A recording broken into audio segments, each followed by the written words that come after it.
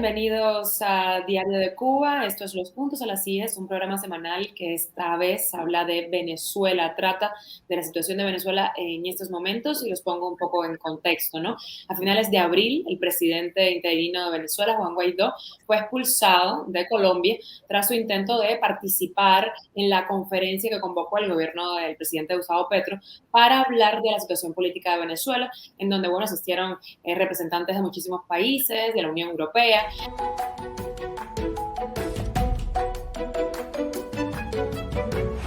Entonces, para hablar de este tema y también de conversaciones y negociaciones que se han llevado a cabo la semana pasada entre el gobierno de Venezuela y Colombia, nos acompaña Carmen Beatriz, que ya está conectada con nosotros, Carmen Beatriz Fernández.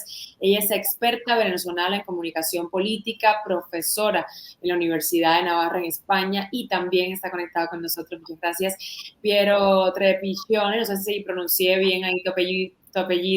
Él es politólogo, subdirector de la Fundación Centro Gumilla de Análisis Sociopolítico. Muchísimas gracias por estar con nosotros hoy. Quiero empezar con Beatriz preguntándole qué significa para Venezuela la expulsión de Juan Guaidó de Colombia y si interpretan que ha sucumbido el presidente colombiano Gustavo Petro a los pedidos de Nicolás Maduro. Sí, a ver, yo creo que el presidente Petro organiza esta cumbre con muy buena intención, pero también viendo la oportunidad de hacer surgir un liderazgo hemisférico, ¿no? Visto, digamos, la merma en los liderazgos de la región, Petro ve un espacio para incursionar y hacerse con un liderazgo y incidir de alguna manera en el tema venezolano, que es uno de los temas más fundamentales de Colombia, ¿no?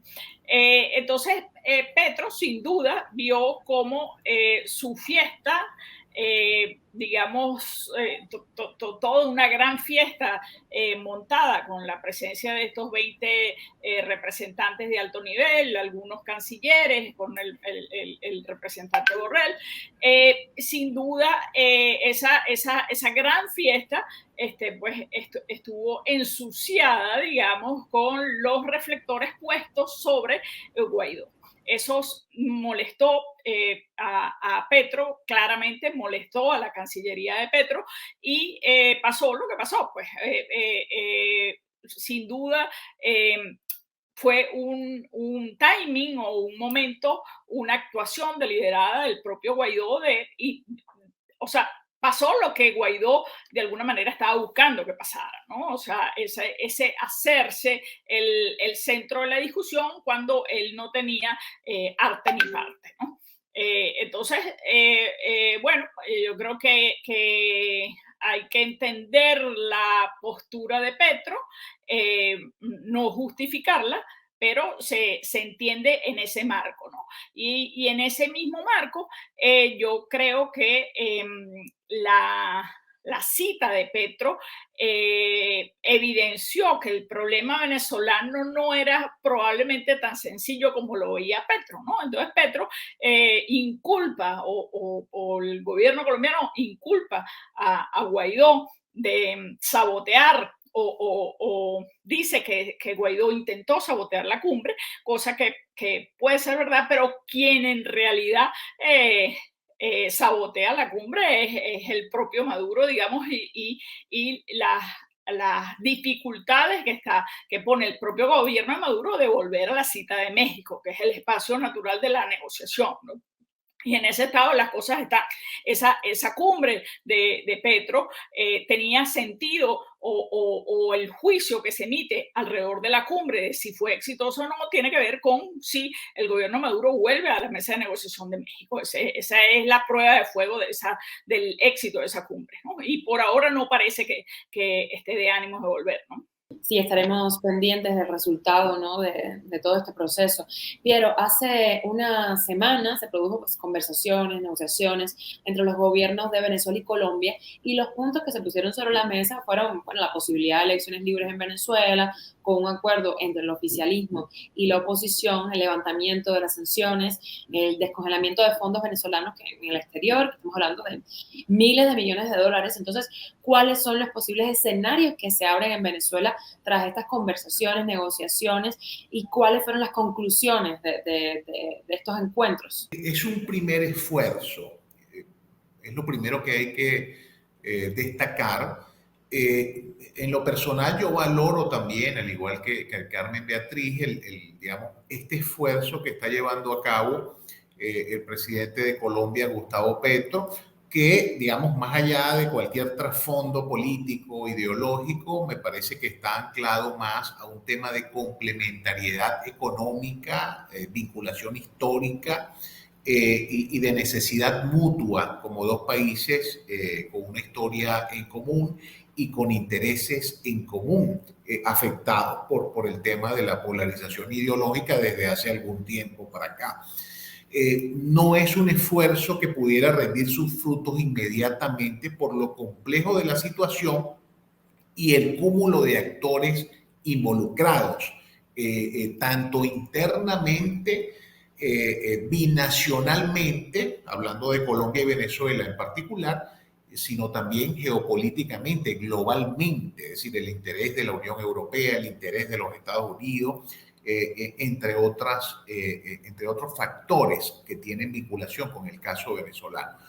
Creo que apunta en la dirección correcta porque desde hace un tiempo para acá se busca un nuevo formato de negociación, un nuevo esquema de negociación, porque efectivamente, y también lo señalaba Carmen Beatriz, con relación al tema particular de Guaidó, es decir, el peso proporcional de los actores políticos en el país de alguna manera ha cambiado. Es decir, la preponderancia, por ejemplo, que tenía Guaidó hace un tiempo ya no la tiene.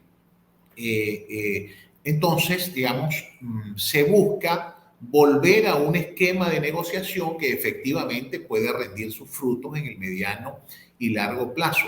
Maduro tiene necesidad de negociar por la situación económica interna, por la situación política interna de los factores de poder que le rodean, pero también con este tema de la complejidad de actores involucrados tanto interna como externamente, obviamente esto puede llevar un tiempo. Y estaremos pendientes de cuánto tiempo lleva. Beatriz, quiero volver con usted para preguntarle qué hace falta para que suceda algo que dijo Gustavo Petro. Estuvimos viendo unas declaraciones de él en donde pidió el reingreso de Venezuela al sistema interamericano de derechos humanos. O sea, ¿qué tendría que pasar para que esto suceda? ¿Qué hace falta para que suceda? Y también, ¿qué significaría esto para Venezuela y para la región? Petro ha asomado, digamos, esta necesidad de que Venezuela vuelva al sistema de naciones de la subregión, ¿no? Esto implica, pues, volver en plenitud de funciones a la OEA, al sistema interamericano, a todos esos espacios donde Venezuela ha estado fuera por las razones que conocemos y por una especie de sanción moral, digamos, ante la autocratización de la sociedad, ¿no? Como sanción moral hacia el gobierno. Ahora bien, y eso es bien importante. Ahora, lo que Petro ha puesto sobre la mesa y sobre el espacio de negociación es la necesidad de que se establezcan dos canales, digamos. O sea, no es simplemente que Maduro y que el gobierno de Venezuela vuelva a ese sistema interamericano de naciones, sino que vuelva a través de simultáneamente se opere una redemocratización de la sociedad, una nueva conquista o una conquista de algunos espacios democráticos que se han ido perdiendo, ¿no? Entonces, creo que la novedad de la propuesta de Petro está en esos dos canales. O sea, vamos a hacer simultánea un rescate de la democracia venezolana, un rescate de espacios democráticos en Venezuela al mismo tiempo que se liberan las sanciones y vuelve Maduro a ese concierto de las naciones latinoamericanas que deben ser libres y demócratas. Sin embargo, y volviendo a la pregunta anterior, cuando se acusa a Guaidó de haber saboteado la cumbre, yo creo que quien más ha saboteado los resultados posibles de esa cumbre ha sido Lula. Volviendo a ver el tema hemisférico, porque Lula, todavía sin concluir la cumbre, asomó esta posibilidad de un encuentro de presidentes de altísimo nivel, un encuentro de presidentes de la subregión, y asoma también la necesidad de que Maduro participe allí. Entonces, cuando a Maduro, digamos, se le abre esa puerta que está estableciendo Lula de ser invitado a ese encuentro, a ese banquete de presidentes de la región, también le está invitando a volver al concierto de las naciones latinoamericanas, pero sin los costos de la propuesta de Petro, ¿no? Entonces creo que esa invitación de Lula es, en ese sentido, un sabotaje a esas aspiraciones de liderazgo hemisférico que asomó el presidente Petro, ¿no? Y creo que hay que verlo en ese contexto también. Volvemos a Venezuela. O sea, estamos hablando de que el 1 de mayo se produjo como un divorcio político súper profundo entre el Partido Comunista de Venezuela y el régimen de Nicolás Maduro, porque militantes del partido salieron a criticar el gobierno de hambre, miseria y corrupción de Nicolás Maduro. Entonces, ¿qué consecuencias internas le puede traer este disenso al gobierno de Maduro, al gobierno que está hablando? Mira, lo del Partido Comunista de Venezuela no es nuevo. Obviamente el 1 de mayo, una fecha bastante simbólica, de bastante relevancia en materia de opinión pública, tanto nacional como internacionalmente, fue como una vitrina de una acción de los militantes del PSB. Pero esto es un problema que viene ya teniendo varios años. Digamos, allí hay dificultades ideológicas, el PSB, digamos, ha venido denunciando una desviación ideológica del concepto de la revolución bolivariana, de los principios de Chávez, digamos, en el modelo económico que ha venido impulsando Nicolás Maduro Moro, y eso pues ha creado unas fricciones importantísimas en el seno de la Asamblea Nacional, en el campo político, no solo con el PSB, también con otros factores políticos minoritarios, de lo que en un momento se denominó el gran polo patriótico, que eran las fuerzas de partidos que respaldaban la llamada revolución bolivariana. Evidentemente, pues, con este cambio, incluso hay analistas que afirman que vivimos un proceso de transición, porque ese concepto de revolución bolivariana ya no existe en materia de manejo de la política económica y de las políticas públicas del país. Esas fricciones, efectivamente, hasta ahora han sido modestas, si los podemos calificar de alguna manera, modestas, un poco marginales. No han tenido, digamos, un impacto preponderante o demasiado fuerte en la hegemonía de poder en el país. No obstante, lo que sí podemos rescatar de esta fecha del 1 de mayo es que a raíz de los anuncios de Maduro en relación a algunos bonos, el llamado bono de guerra económica, la cesta ticket, y no un incremento real del salario, con todo lo que eso significa en incidencia laboral, el cúmulo de expectativas se desvanecieron y estas organizaciones minoritarias pudieran reengancharse con mayor impacto en la opinión pública y afectar en mayor medida, digamos, la caída de la popularidad y el incremento del descontento hacia la figura de Nicolás Maduro. Beatriz, vamos contigo. ¿Por qué un país democrático? No es una pregunta que yo creo que salta a la vista. ¿Por qué un país democrático o supuestamente democrático como Colombia y el gobierno de Petro parece que hace concesiones con el régimen de Venezuela? ¿Qué es lo que gana? ¿Qué está pasando aquí? Pienso que existe una afinidad ideológica de origen entre el gobierno de Petro y el gobierno de Maduro, y existen canales. O sea, existen canales personales y esos canales personales han abierto canales institucionales que hacen más fácil, más fluido el intercambio y la reapertura de las relaciones entre Colombia y Venezuela. Yo creo que el tema ideológico está allí de base y la afinidad por unas lógicas, pero también por unas redes comunes, ¿no? O sea, digamos, han estado haciendo política en los mismos espacios de la izquierda latinoamericana durante muchos años.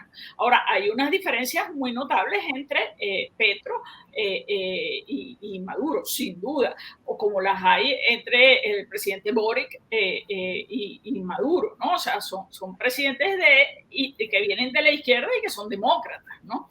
O hasta ahora nadie duda de que se han comportado como demócratas, ¿no? En los espacios que han tocado defender y que a él les ha tocado gobernar. Entonces, digamos que hay una diferencia radical, pero existe ese espacio de afinidad como lo existe con Lula y como lo existe con otros actores que han sido parte de lo que en su momento fue el Foro de Sao Paulo, que ahora es el Grupo de Puebla, ¿no? Esa afinidad existe.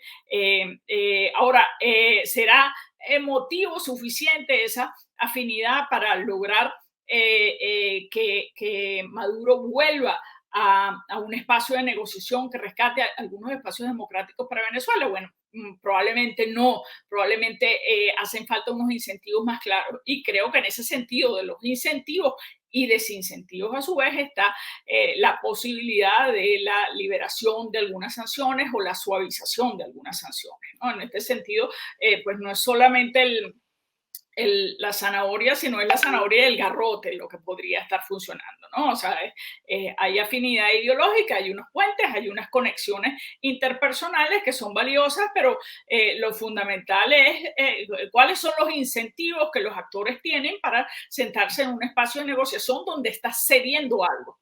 Está cediendo algo que el otro quiere y lo que está cediendo son espacios de poder. Entonces, tú cedes espacio de poder en la medida que, como dijo Piero, pues estás forzado a negociar. ¿Maduro está hoy forzado a negociar? Pues probablemente sí, ¿no? O sea, tiene el agua al cuello en muchos temas. Un tema preponderante, por ejemplo, es la animadversión que genera Maduro en la sociedad venezolana. Maduro tiene hoy por hoy un rechazo superior al 80%, incluido dentro de las filas del chavismo. Entre los que se dicen chavistas, que todavía hoy por hoy es uno de cada 4 o 5 venezolanos, o sea, están alrededor del 25%, más de la mitad de los que se dicen chavistas quieren un cambio político. Entonces, esos son números que Maduro lee e interpreta a diario.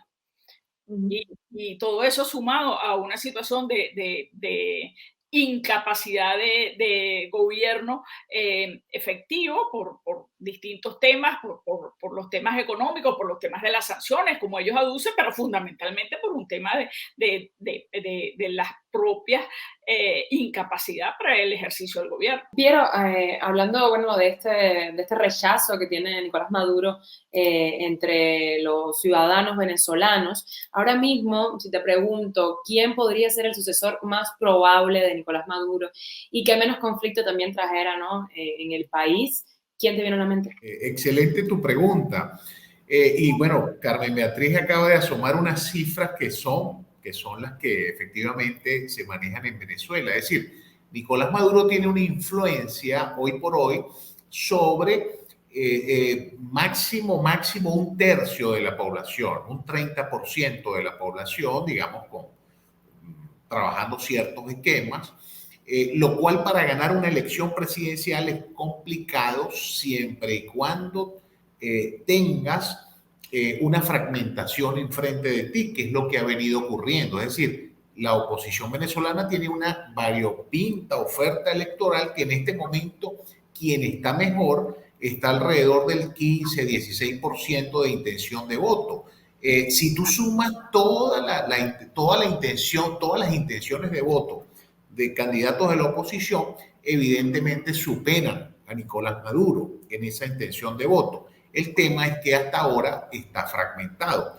Faltaría ver, digamos, yo siempre digo en estas primeras de cambio, sobre todo porque todavía estamos lejos del proceso de primarias y todavía estamos lejos de la elección presidencial como tal, que tiene que correr mucha agua debajo de los puentes, un poco para ver hacia dónde se perfilan mejor las opciones de oposición. En todo caso, Nicolás Maduro con esos números, es decir, con ese número de 30% de capacidad de influencia electoral, aún existiendo 2 o 3 candidatos de oposición, ojo con esto, cualquier candidato de oposición pudiera llegar perfectamente a un 40% o un poco más de intención de voto y ganar la elección presidencial en un escenario medianamente competitivo. La otra posibilidad, o mejor dicho, las otras 2 posibilidades, una sería la nicaragüina, bueno, no lo voy a decir, es difícil de pronunciar, pero la copia del modelo Nicaragua, un poco lo que ha hecho Ortega con la inhabilitación de candidaturas e ingeniería política para quitar del medio adversario. Y la otra opción es que no haya elecciones presidenciales todavía, que Maduro en algún momento diga, mira, este es un país sancionado, económicamente es inviable hacer una elección presidencial hasta que no se levanten las acciones, no hay elecciones presidenciales. Es posible ese escenario hoy en día, porque Maduro sabe perfectamente, y también lo señalaba Carmen Beatriz, el tema que es un estudioso de las encuestas, es un estudioso de los números, entonces sabe que es la primera minoría organizada, pero que ante un eventual escenario electoral en estas condiciones, cualquiera con 35, 40, 45% le puede ganar la elección presidencial. Yo quiero pasar esta pregunta también a ti, Beatriz, que agregues lo que quieras agregar. Las elecciones serían, si pasan, ¿no? Porque vemos que existen otras posibilidades, serían en 2024, ¿cierto? Vale, pues Beatriz, entonces ya te dejo ahí los micros abiertos sobre esta posibilidad, qué escenario se abriría, ¿no? Con otro presidente, ¿quién sería? ¿Quién pudiera ser? Sí, efectivamente, tal como señala Piero, 1 año y medio es largo plazo en Venezuela, ¿no? En una sociedad tan dinámica. Pero yo creo que hay algunas cosas que sabemos de esa elección 2024 que si se produce de acuerdo al cronograma estándar, cosa que yo no aseguro que sea así, pero serían en diciembre del 2024, o sea, falta bastante todavía. La primera cosa que sabemos de esa elección es que no van a ser libres ni justas. No van a ser unas elecciones óptimas, ortodoxas en cuanto a un sistema democrático, ¿no? Tal como decía Piero, de nuevo, puede ser una mezcla de las peores mañas que vimos en Nicaragua en la última elección presidencial, mezclado con las peores mañas que se han visto ya en Venezuela, que las vimos en elecciones regionales, por ejemplo, en el caso de la elección de Barinas, ¿no? Donde se fueron inhabilitando los sucesivos candidatos hasta casi que forzando la barra hasta para escoger deliberadamente a quienes ellos creían que eran más derrotables. Aún así, aún cuando esas elecciones no sean libres ni justas, Maduro puede perder las elecciones, eso está clarísimo. Entonces, es probable también que esta pregunta que tú nos estás haciendo y que entendemos se refiere a la oposición, cuál es el nombre o cuáles son los nombres en la oposición, también se le estén planteando al interior del chavismo. ¿Cuáles son los nombres que podrían surgir distintos al de Maduro, habida cuenta que Maduro tiene un rechazo enorme en la sociedad? Entonces, esa pregunta se la están haciendo allí y no descartemos que el candidato del oficialismo no sea Maduro. Ahora bien, del lado de la oposición, efectivamente, el principal problema opositor y por ende la principal ventaja del oficialismo es que existe una hipersegmentación o que pueda existir una hipersegmentación, ¿no?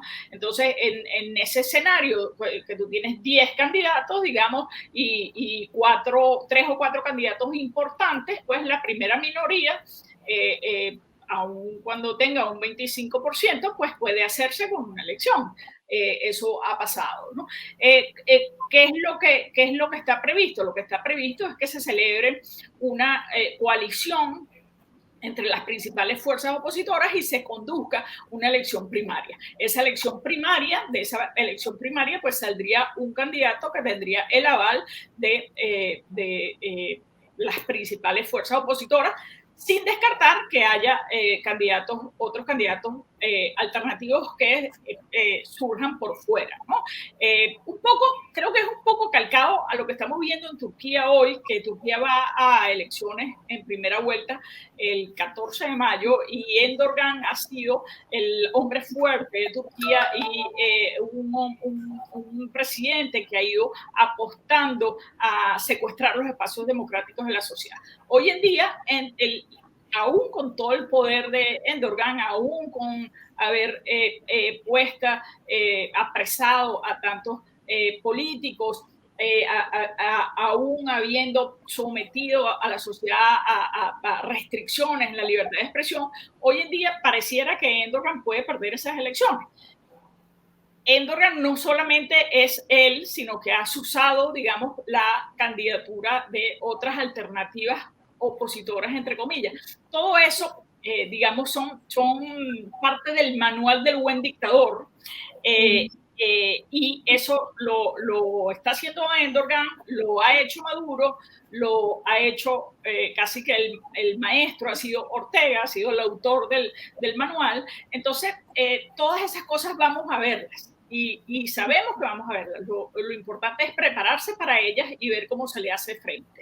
Bueno, hay que estar muy pendiente de los esfuerzos regionales. Yo creo que el tema de Venezuela ahora pasa a una intervención mayor de países como Colombia, como Brasil, como Chile, como México, que en conjunto, tanto con los Estados Unidos como la Unión Europea y obviamente países como China, como Rusia, que también tienen interés en Venezuela, me parece que va a ser más variopinta el modelo de intervención y el modelo de dinámica que pueda darse para impulsar una reactivación de la negociación en Venezuela. Creo que ese formato que se venía trabajando en México, me parece que con estos nuevos actores puede ganar cierto dinamismo. Esperemos que para bien y no para seguir, digamos, retrasando las soluciones que requiere la población venezolana. Muchísimas gracias de verdad por su tiempo, por estar con nosotros y hablar de este tema en profundidad.